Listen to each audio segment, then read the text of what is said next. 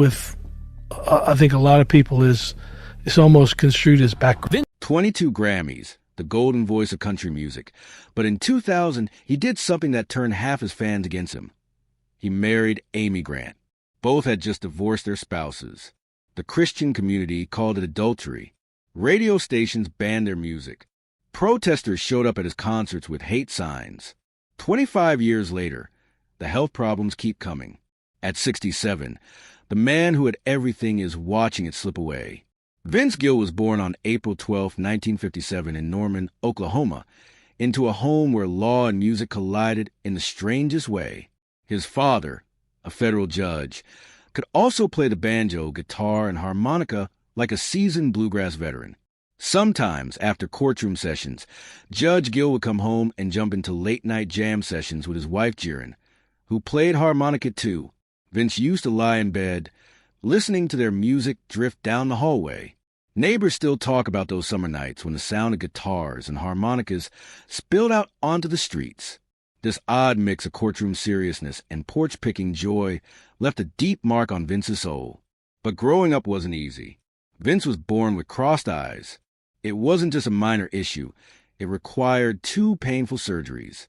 Even after that, his left eye still wandered when he was tired or upset. He later admitted that he started wearing glasses not just to see better, but to hide the eye that made him feel broken. As a kid, classmates teased him so much that he started avoiding people altogether. Instead, he stayed home, locked in with his guitar. He wasn't running from the world. He was building a new one. When Vince was 10, tragedy hit hard. His half-brother Bob got into a terrible car crash on a rainy highway outside Oklahoma City. Bob, once a bright student and a promising athlete, was left with brain damage so severe that he couldn't even remember people's names. For over 25 years, Bob needed full-time care. Judge Gill had to take on extra legal work to pay for it all. Vince watched his parents' marriage crack under the pressure. Bob finally died in 1993 from a heart attack caused by his injuries. That pain never left Vince. Years later, he said those moments taught him what it meant to really lose something. That pain poured into his songs, the kind that make people cry quietly in their cars. At age 5, during a visit to his grandmother's house, Vince picked up her old acoustic guitar and started trying to play Old Shep. In 30 minutes, without a single lesson, he figured out the chords and began to sing. His grandma was stunned and called Vince's parents, telling them she'd just seen something rare. By the time Vince turned 10, his family had scraped together enough to buy him a Gibson ES3 35 electric guitar. That guitar cost nearly $800 in 1967, equal to about $6,500 today. And it wasn't just a gift, it was a declaration. Vince wasn't just a kid with a hobby. He was a musician. Music became his escape. When things got rough at home, Vince didn't lash out. He disappeared into his guitar. He spent 6 to 8 hours a day playing, mostly alone in the basement. Friends and family recall hearing sad, emotional tunes echoing through the walls. His music teacher later wrote that Vince had a deep, aching sound in his playing, something far beyond his age. He didn't talk about pain. He turned it into melody. By high school, Vince had started a bluegrass band called Mountain Smoke. On March 4th, 1976, something surreal happened. They opened for Kiss. Yes, Kiss, the makeup-wearing rock monsters.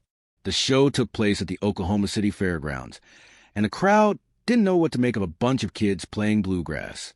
They wanted fire and leather. Instead, they got fiddles and banjos. The crowd booed. They threw cups. Someone even threw shoes. Vince snapped.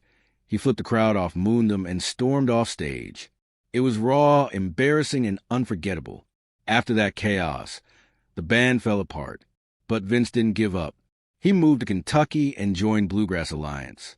By 1977, he was in a band called Boone Creek, playing with a young Ricky Skaggs. The two of them lit up the bluegrass scene. Even though the group didn't last long, their style helped create a new sound, mixing old-school bluegrass with modern edge. That band's one album, recorded in 1977, is now a cult favorite. People still talk about it like they discovered buried treasure. Later that same year, Vince packed up again, this time heading west. He landed in Los Angeles and joined Sundance, a band led by fiddle legend Byron Berlin. Berlin was no joke. He'd played with Bill Monroe and the Flying Burrito Brothers. He expected perfection. Vince learned fast. They played the Palomino Club, one of LA's iconic venues, and rubbed shoulders with legends like Emmylou Harris and Linda Ronstadt. Less than a year after being booed off stage, Vince was now performing with Grammy-winning musicians. That kind of bounce back takes serious guts. In September 1978, Pure Prairie League was falling apart. Their lead singer, Larry Gosshorn, had just left along with his brother to start a new band. The group, now made up of no original members, was desperate to survive. They began holding auditions, hoping to find someone who could keep the music alive. That's when a young bluegrass musician named Vince Gill re-entered their lives. 2 years earlier, in 1976, Gill had opened for Pure Prairie League with his band Mountain Smoke in Oklahoma City. They noticed him immediately. He was only 19, but his talent stood out. They offered him a spot back then, but he said no. Bluegrass was still his passion. Now, in 1978, he was in Los Angeles playing with Byron Berlin and Sundance. One night, he jammed again with Pure Prairie League. Within hours, they offered him the job.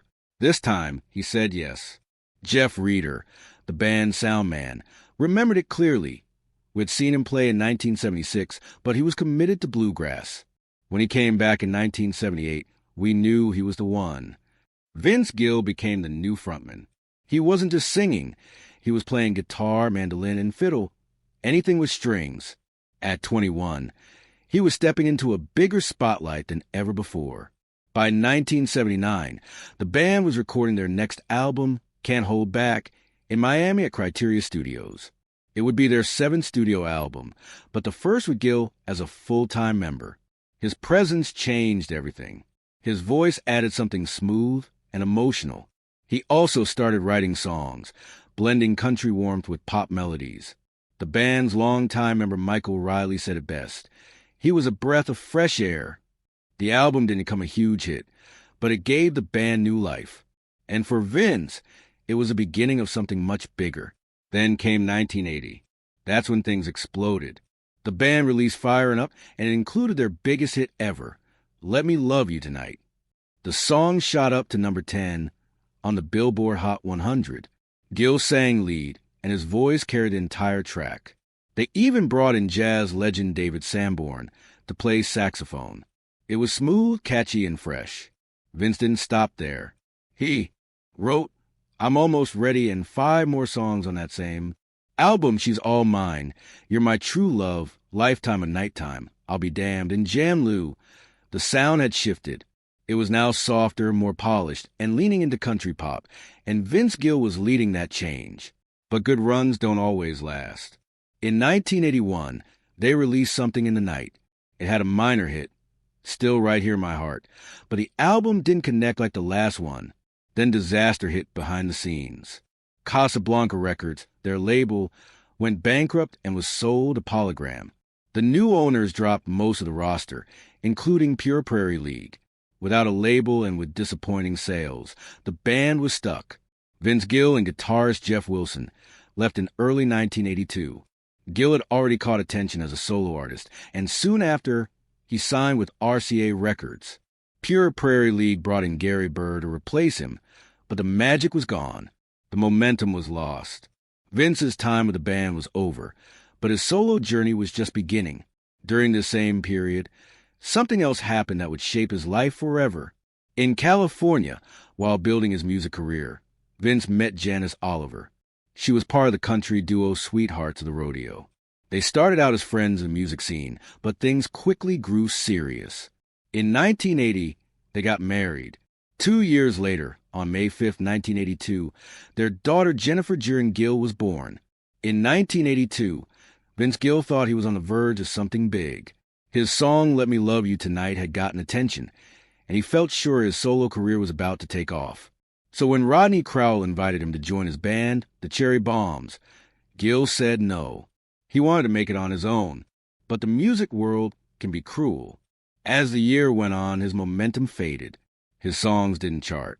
Gigs dried up. Confidence turned to doubt. By the end of the year, Gill was struggling. So early in 1983, he called Crowell back and accepted the offer. Joining the Cherry Bombs turned out to be the smartest move he could have made. This wasn't just any backup band. It was a powerhouse group of musicians, including Tony Brown and Emery Gordy Jr., names that would later shape the sound of country music. The band was on the road constantly, playing close to 200 shows a year. It was exhausting but educational. Gill sharpened his guitar skills, improved his stage presence, and made connections that would pay off for the rest of his life. He learned how to survive in the industry not by chasing fame, but by playing the long game. That same year, Vince made a bold move. He packed up his life in Los Angeles and moved to Nashville with his wife Janice and their young daughter Jennifer. It wasn't glamorous. Money was tight. They lived in a small rental house, and Vince took any job he could get. One of those jobs was playing guitar for Rosanne Cash, who was married to Crowell at the time. That tour in 1983 became his classroom. Cash's band was tight, polished, and demanding. Vince had to grow up fast, on stage and at home. Balancing fatherhood with late-night rehearsals and uncertain paychecks wasn't easy. But those months in Nashville made him tougher, sharper, and more focused. Meanwhile, Tony Brown, his old bandmate from the Cherry Bombs, was climbing the ranks in Nashville. By 1984, Brown had become head of A&R at RCA Records. He hadn't forgotten about Vince. He believed Gill had something special, and he started pushing hard behind the scenes. Brown pitched Vince's demos to RCA's Joe Galante, calling in every favor he had. His efforts worked. In early 1984, Gill landed a solo deal with RCA. It wasn't just about talent. It was about trust. Brown knew Gill could deliver, and he stuck his neck out to prove it. Vince didn't waste a chance. His first solo release, a 6-song EP called Turn Me Loose, came out in February 1984. 3 of the songs made it into the top 40. Victim of Life Circumstances reached number 34. It wasn't a smash hit, but it was enough to get people's attention. Gill spent long hours in Nashville's Woodland Studios, recording with top session players. He didn't want filler tracks. He wanted every second to count. That dedication showed. The EP signaled that Gill wasn't just another hopeful voice in country music. He was a serious artist ready for bigger stages. That same year, things got even better. On April 10, 1984, Gill was named the Academy of Country Music's top new male vocalist. It was his first major award, and for a moment, it seemed like everything was finally falling into place. But fame didn't come overnight. His next album, The Things That Matter, dropped in 1985. It was good, but it didn't break through. Between 1984 and 1988, none of his singles cracked the top 10. Gill kept working, kept improving, but the spotlight stayed just out of reach. Still, that ACM award was a reminder he had the voice, the talent, and the industry watching. By 1989, Vince Gill was 32 years old and dangerously close to being forgotten. His records hadn't taken off, and RCA didn't know what to do with him. But Tony Brown wasn't done yet. Now working at MCA Records, Brown made another bold pitch. He convinced the label to sign Gill. It was a gamble. Most labels focus on younger acts, but Brown believed Gill's best work was still ahead. He gave him a fresh sound, stronger songs, and a team that understood him. Signing with MCA wasn't just a new contract. It was a second chance. That chance paid off fast. In October 1989, Gill released When I Call Your Name. It was unlike anything else on the radio. The album mixed country, pop, rock, and even bluegrass. It didn't follow trends. It made its own. Songs like Oklahoma Swing with Reba, McIntyre added a traditional feel. Others like Never Knew Lonely leaned into a softer, emotional sound. The title track, though, was the real standout. Gill's voice cut through like glass. Pure, aching, unforgettable. Critics loved the mix of styles. Fans couldn't stop playing it. And Nashville started paying attention again. When I Call Your Name didn't just earn airplay, it made history. The single climbed to number 2 on the Billboard country chart. Suddenly, Vince Gill wasn't just a respected musician. He was a hit maker. At the 1990 CMA Awards, the song won Single of the Year. 1 year later, It won Gill his first Grammy, Best Male Country Vocal Performance. The same song that almost didn't get released ended up changing his life. The emotion, the vocals, the production, it all came together at just the right time. Gill had arrived. In 1992, the album went platinum, over 1 million copies sold. That kind of success was rare, especially for an artist over 30 who hadn't yet had a major hit. The platinum certification wasn't just a number, it was validation. Radio couldn't get enough of his music. Concert promoters lined up to book him. Suddenly, the guy who once couldn't get a gig had become one of the hottest acts in country music. That record didn't just save his career, it rewrote it. And even with all that fame, Gill didn't pull away from others. He became one of Nashville's top session players. Big stars wanted him in the studio, not just for his guitar, but for his harmonies and feel. He worked with Reba again, adding vocals and guitar on her Sweet 16 album. He sang on Emmylou Harris's Bluebird. He helped shape Rosanne Cash's 1990 album Interiors. And in a surprising twist, Bonnie Raitt brought him in for her 1991 album Luck of the Draw. Gill could shift from country to rock to blues without missing a beat. Between 1992 and 1994, Vince Gill was everywhere. Country radio, award shows, sold-out arenas. His voice was the soundtrack of the time. In just those 2 years, he delivered 4 straight #1 hits. First came I Still Believe in You in 1992, then Don't Let Our Love Start Slipping Away, and one more Last Chance in 1993, and finally Trying to Get Over You in 1994. Each song hit the top of the Billboard Hot Country charts, not by luck, but because Gill had found the perfect blend of old-school country heart and new-school polish. I Still Believe in You didn't just top the charts. It lived there, spending 20 weeks in the top 10. For country music, that was a power move. For Gill, it was the moment he went from respected artist to unstoppable star. By the end of the decade, things started to shift.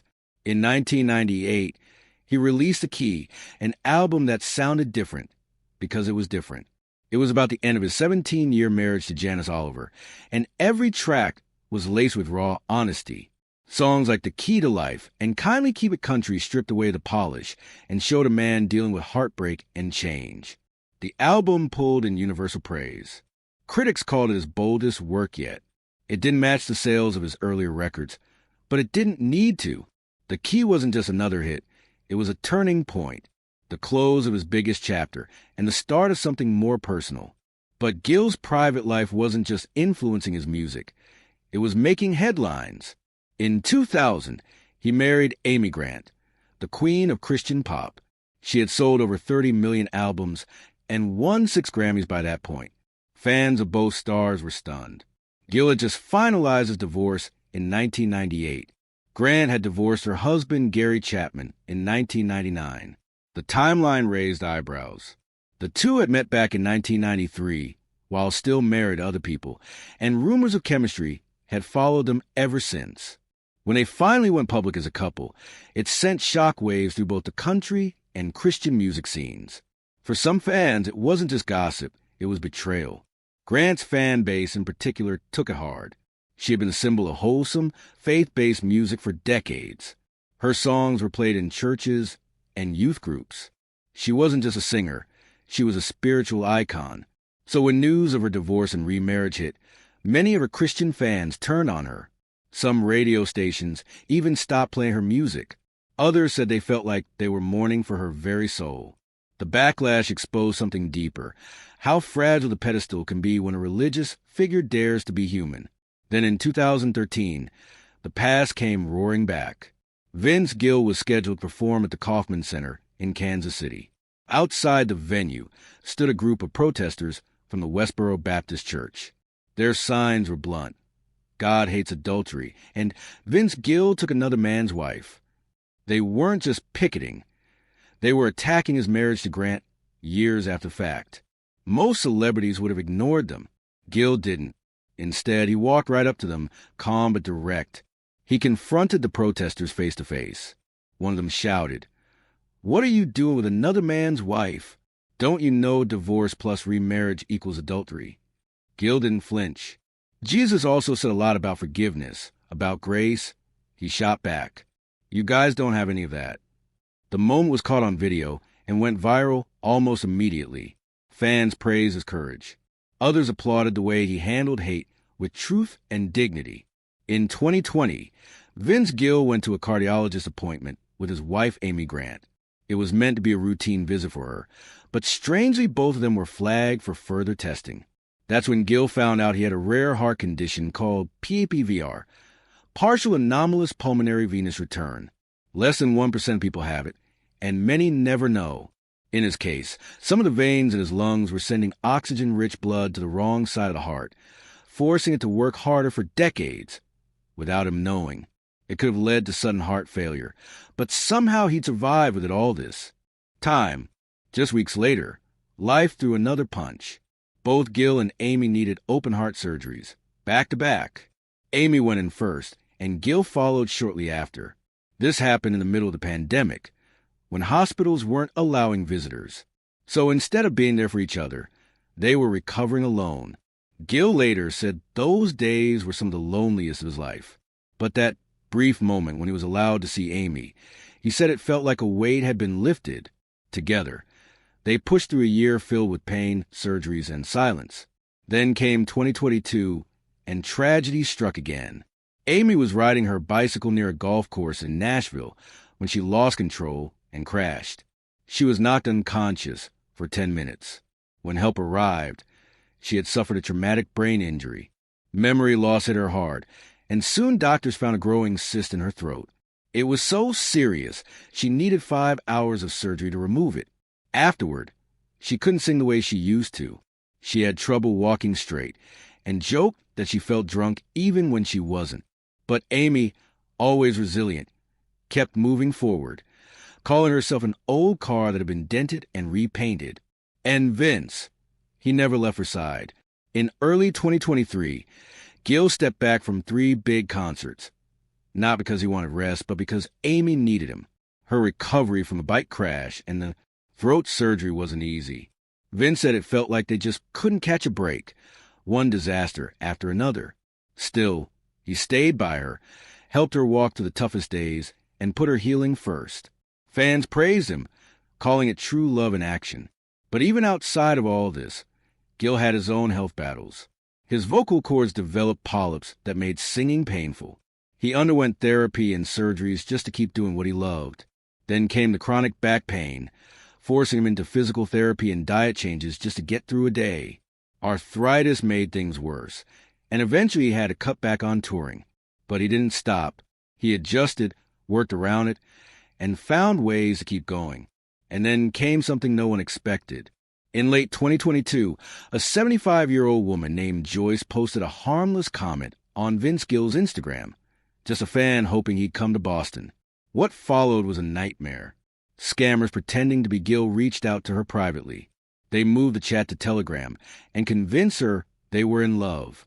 Over nearly a year, Joyce sent them her life savings, almost $450,000. They told her Gill was going through a divorce, that Amy had frozen his assets, and that he needed money to pay off an assault accusation. Every time she hesitated, they pushed harder. She even believed they were married and planned to move to be with him. Joyce's daughter tried to stop it. So did social workers. But the scammers had tricked her completely. Her mind, already struggling with age and memory issues, couldn't see the truth. By the time the truth came out, the money was gone, and Joyce was left broken, financially and emotionally. Vince Gill's team finally stepped in. They released a public warning saying that if anyone claimed to be Vince Gill online, they absolutely weren't. His accounts were run by professionals. He would never message fans privately.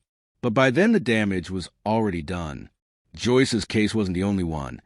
It was just one of the most heartbreaking.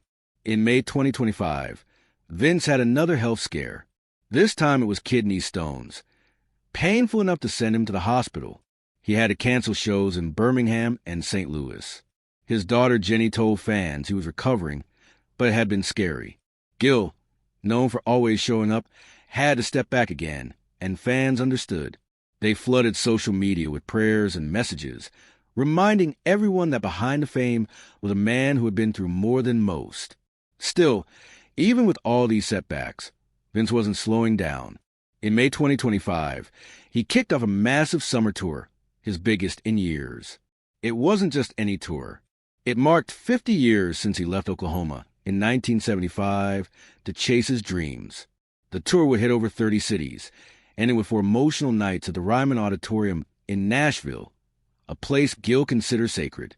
He's performed there over 100 times, but this solo residency meant something different.